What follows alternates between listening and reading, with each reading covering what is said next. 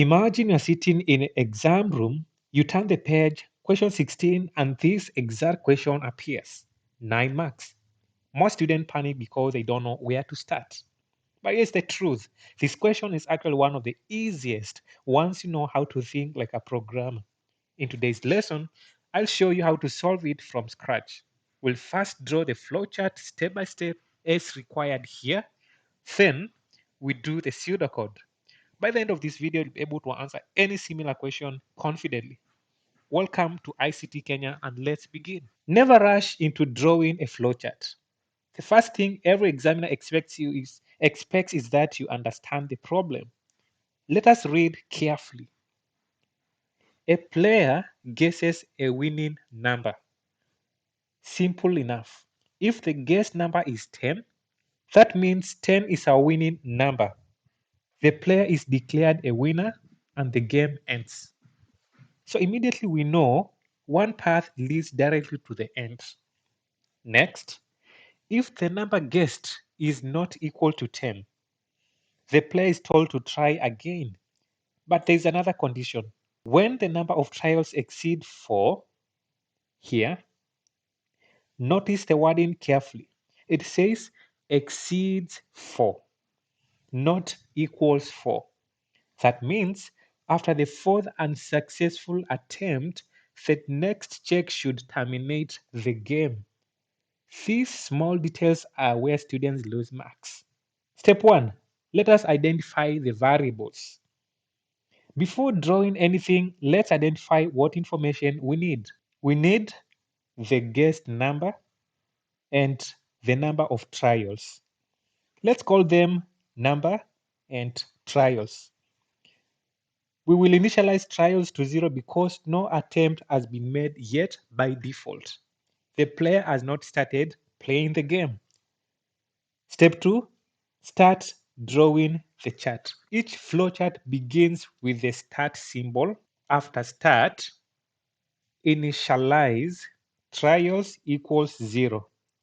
This tells the computer no guesses have been made yet. Then step 3, input. Now the player enters a guess. So we use an input symbol, which is a parallelogram. Input number. Immediately after receiving the input, we should increase the trial count. Trials equal trials plus 1. Many students forget this step. If you don't count every attempt, the game can never know when 4 trials have been exceeded. Hence, it is very important.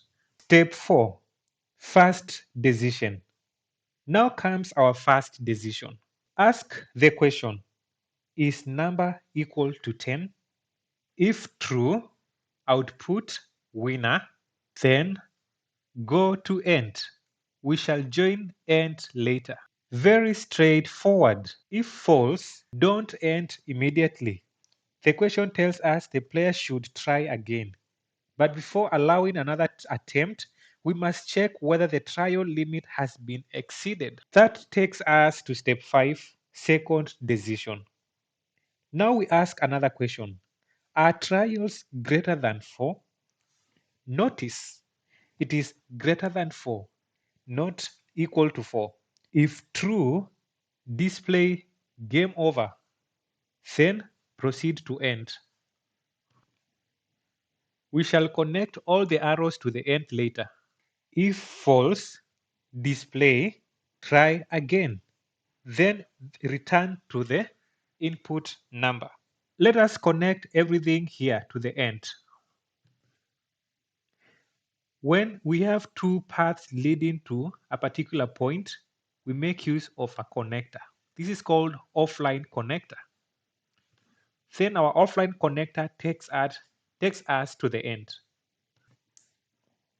Let us review the logic.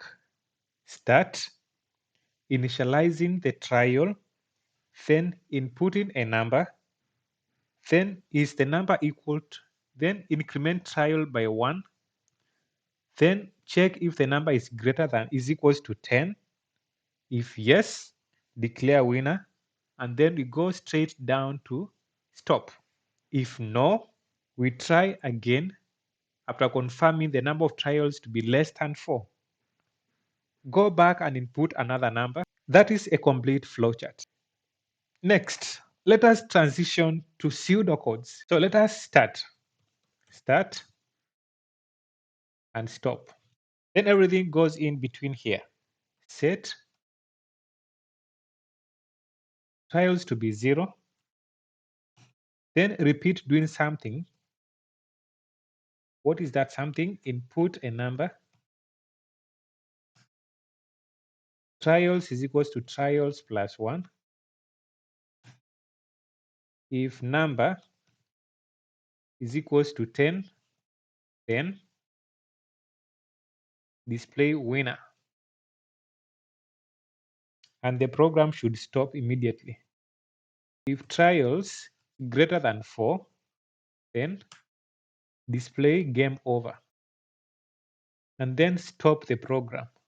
Else, display try again. And this process should repeat until game stops. Listen, before you leave, let me show you some 3 common mistakes every student makes. Mistake number 1, checking the trial before increasing it. That should not happen at all. Increase before checking. That's what we did in our flowchart here. Trials set to be 0. Then later on, we increase trials by 1. And then later we check if trials is greater than 4. Count the attempt immediately after the player enters a guess. Mistake number 2, writing trials equal to 4 instead of greater than 4. Always check this symbol. Is it greater than or equal to? It is called inequalities. Mistake number 3, forgetting to loop back after displaying again. After displaying, try again. Always loop back. And notice where we loop back, check from the question what should be repeated. That is where the arrow should go. In our question, what should be repeated is entering a guess number. If this explanation made flowchart easier for you, hit the like button because it helps more ICT students discover the channel.